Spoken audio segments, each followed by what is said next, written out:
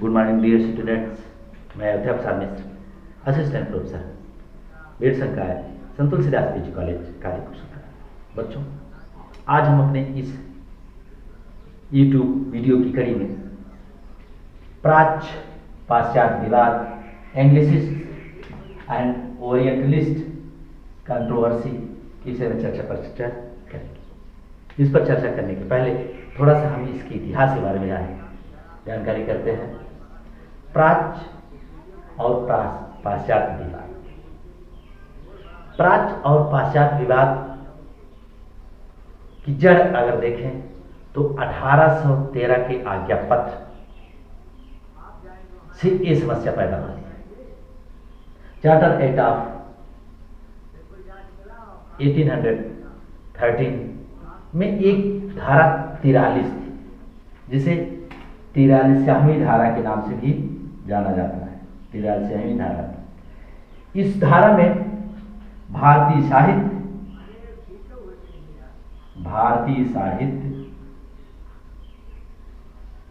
और भारतीय विद्वानों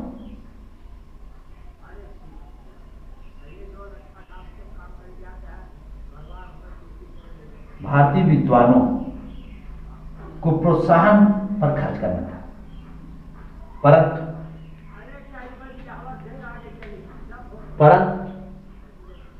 ये विवाद इतना बढ़ गया क्योंकि धारा 43 में साहित्य, भाषा, भारतीय विद्वानों की स्पष्ट व्याख्या नहीं की गई थी, या ये कहें साहित्य और विद्वानों की व्याख्या परिभाषित नहीं किया गया था कि किस भाषा के साहित्य और किन भारतीय भाषाओं के विद्वानों पर पैसा खर्च किया जाए।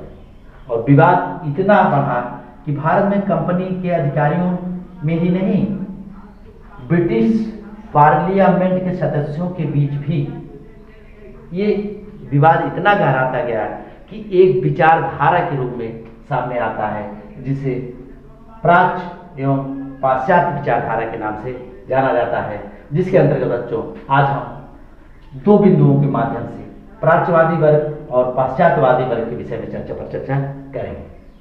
बच्चों, सर्वप्रथम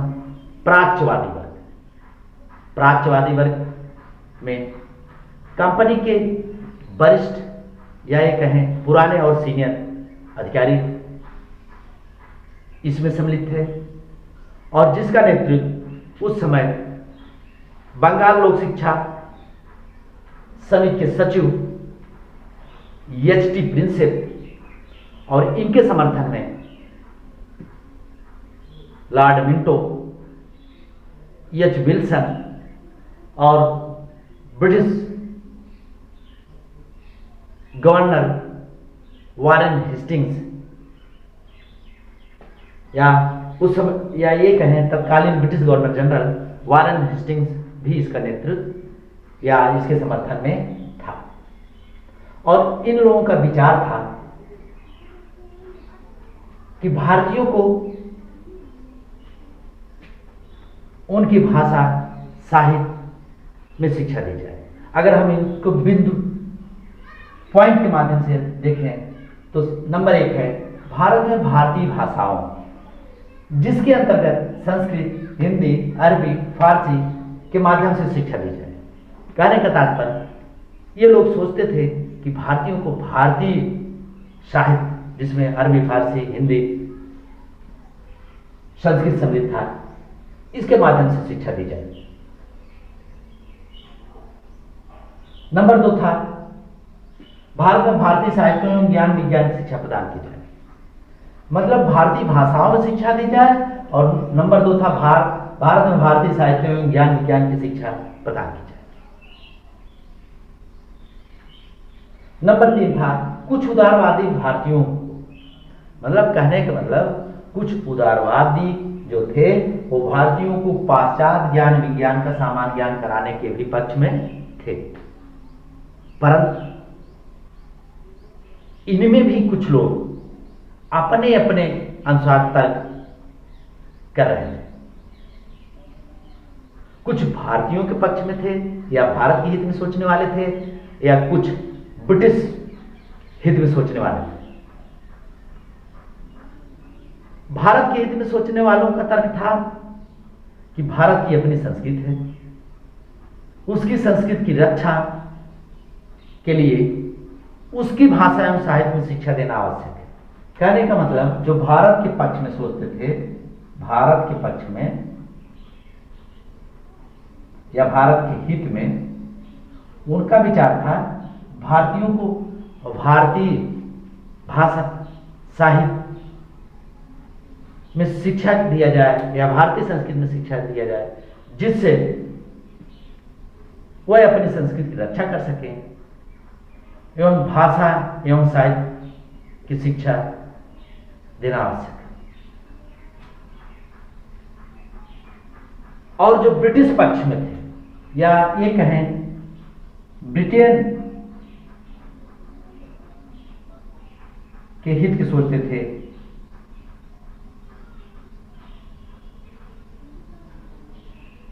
जो ब्रिटेन के हित के सोचते थे, उनका तर्क था यदि, जिसमें प्रमुख रूप से प्रिंसेप और विल्सन का नाम आता है, एसडी प्रिंसेप का तर्क था कि भारतीय पाश्चात्य भाषा साहित्य और ज्ञान विज्ञान की शिक्षा प्राप्त करने की योग्य ही नहीं। मतलब एचटी प्रिंसेप का मानना था, एचटी प्रिंसेप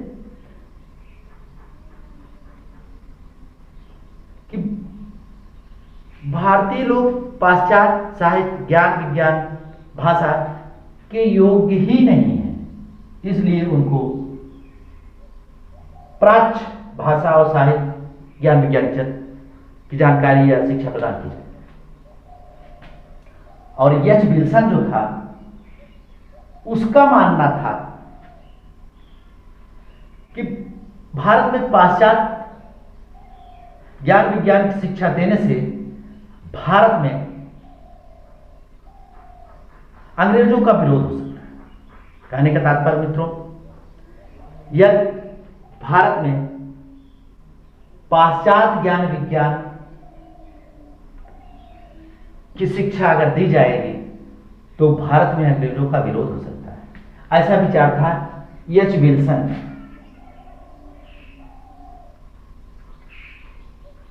एच विल्सन और कुछ अंग्रेजों का विचार था यदि पाश्चात्य ज्ञान विज्ञान साहित्य भाषा में अगर भारतीयों की शिक्षा दी गई तो पाश्चात्य ज्ञान प्राप्त कर उनमें यूरोपियों के समकक्ष हो जाएंगे या वो यूरोपियों के समकक्ष हो जाएंगे।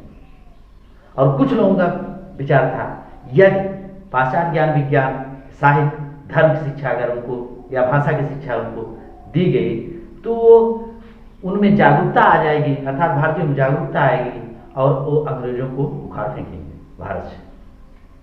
कहने का तात्पर्य ये जो James Prinsep, Wilson, Warren Hastings, Lord Minto, ये लोग जो थे ये प्राच्यवादी वर्ग में सम्मिलित थे, लेकिन इनके अंदर भारतीयों के प्रति एक प्रकार से द्वेष ही कह सकते हैं था और वो भारतीयों को पाश्चात्य ज्ञान विज्ञान शिक्षा देना नहीं चाहते थे। नंबर 2, पाश्चात्यवादी वर्ग। पाश्चात्यवादी वर्ग में जिसे इंग्लिशिस्ट ग्रुप भी कह सकते हैं, इस वर्ग में कंपनी की युवा अधिकारी सम्मिलित थे, जिनमें मुनरो और एल्फिंस्टन प्रमुख था। और ये लोग भारतीय साहित्य के अंतर्गत पाश्चात्य साहित्य से इसका अर्थ लगाते थे और भारतीय विद्वान का अर्थ पाश्चात्य ज्ञान विज्ञान भाषा से शिक्षित या भाषाओं में ज्ञान प्राप्त भारतीय विद्वानों से लेते थे। और इनका भी अपना तर्क था, या इनका भी मानना था कि भारतीयों में जो शिक्षा दी जाए वो इस प्रकार, जिसको हम निम्न पॉइंट के अंतर्गत रख सकते हैं। नंबर 1, भारतीयों की शिक्षा का माध्यम अंग्रेजी हो। कहने का तात्पर्य भारतीयों को अंग्रेजी माध्यम से शिक्षा दिया जाए। नंबर 2, भारतीयों को पाश्चात्य भाषा और साहित्य का ज्ञान कराया। इनका मत था भारतीयों को पाश्चात्य साहित्य भाषा का ज्ञान कराया जाए। और कुछ कट्टर ईसाई धर्म के समर्थक थे या कट्टरवादी जो थे, वो ईसाई धर्म की शिक्षा अनिवार्य करने के पक्ष में थे। और इसमें भी कुछ लोग भारत के हित में सोचने वाले थे बच्चों, और कुछ लोग ब्रिटेन के हित में सोचने वाले थे। भारत के हित में सोचने वाले में प्रमुख रूप से राजा राम मोहन राय, राजा राम मोहन राय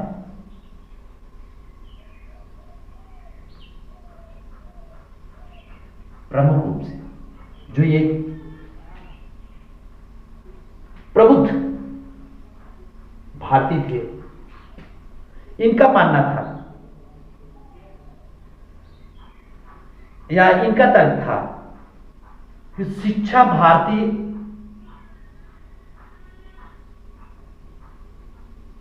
या जो शिक्षा दी जाए भारतीयों को, वो पाश्चात्य ज्ञान विज्ञान भाषा के माध्यम से दिया जाए, जिससे भारतीय पाश्चात्य ज्ञान विज्ञान से परिचित होंगे और वो अपनी उन्नत करेंगे। मतलब राजा राम मोहन राय का मानना था कि भारतीयों को पाश्चात्य ज्ञान विज्ञान से परिचय कराया जाए, जिससे वो अपनी उन्नत कर सके। और ब्रिटेन के हित में सोचने वाले या ब्रिटेन पक्ष में जो अपना तर्क रखते थे, उनका विचार था कि भारत में यदि पाश्चात्य ज्ञान विज्ञान भाषा के माध्यम से शिक्षा दिया जाएगा तो भारत में पश्चिमी संस्कृति का विकास किया जा सकेगा। और कुछ लोगों का मानना था कंपनी के व्यापारिक और शासन से संबंधित कार्यों के लिए एक लिपिक वर्ग का निर्माण किया जा सकता है।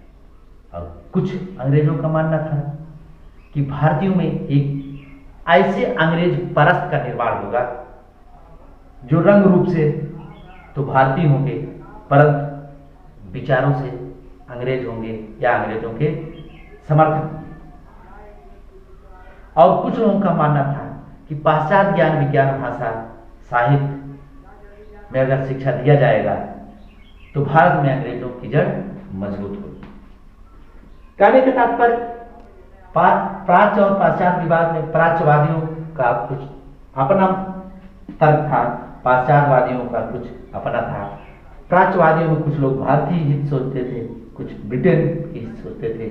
पाश्चात्य वर्ग में भी कुछ भारतीय हित सोचते थे और कुछ ब्रिटेन हित सोचते थे, परंतु ये समस्या सॉल्व नहीं हुई। अगले कुछ वर्षों तक शिक्षा की कोई नीति न बन पाई, न ही कोई पैसा खर्च हो सका। तो इस विचार विमर्श के लिए या इस समस्या के समाधान के लिए 1823 ईस्वी में 10 सदस्यीय समिति बनाई जाती है। समिति का गठन किया गया जो प्राच्य और पाश्चात्य विवाद की समस्या का हल ढूंढे। कौन कहे समस्या का हल ढूंढने के लिए इस 10 सदस्यीय समिति में इतना विवाद हो गया कि ये 10 सदस्य भी प्राच्य और पाश्चात्य गुट में विभाजित हो गए। अंत में ब्रिटिश गवर्नमेंट द्वारा इस समस्या का हल करने के लिए लॉर्ड मैकाले